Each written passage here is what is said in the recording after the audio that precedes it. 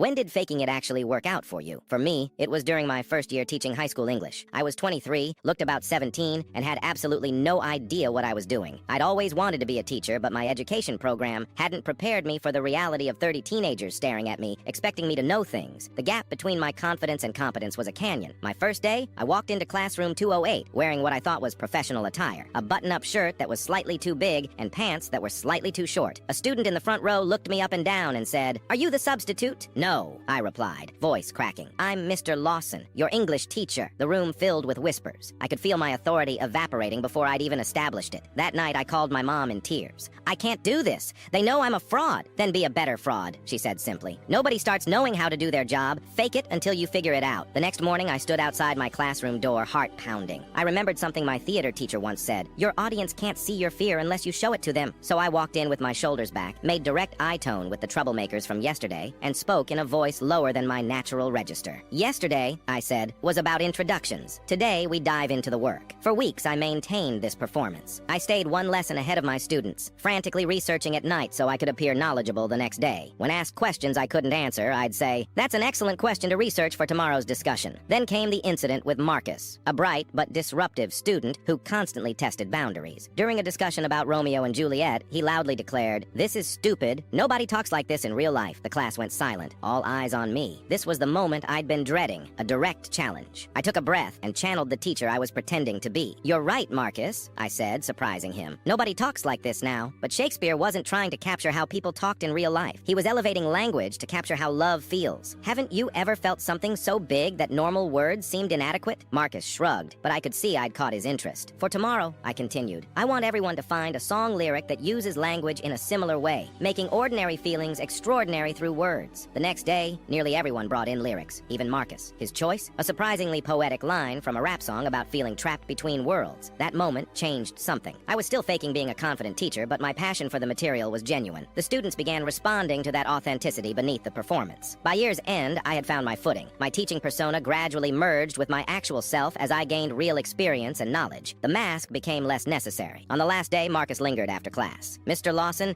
I wanted to thank you," he said awkwardly. "I never liked English before, but you made it not suck. Highest praise indeed." Years later, I still teach at the same school. New teachers sometimes ask me for advice, looking desperate and overwhelmed. I tell them what I learned. Teaching isn't about knowing everything. It's about being honest about what you do know, curious about what you don't, and confident enough to guide students through that same journey. The faking it part, that was just the scaffold I needed until I could build something real.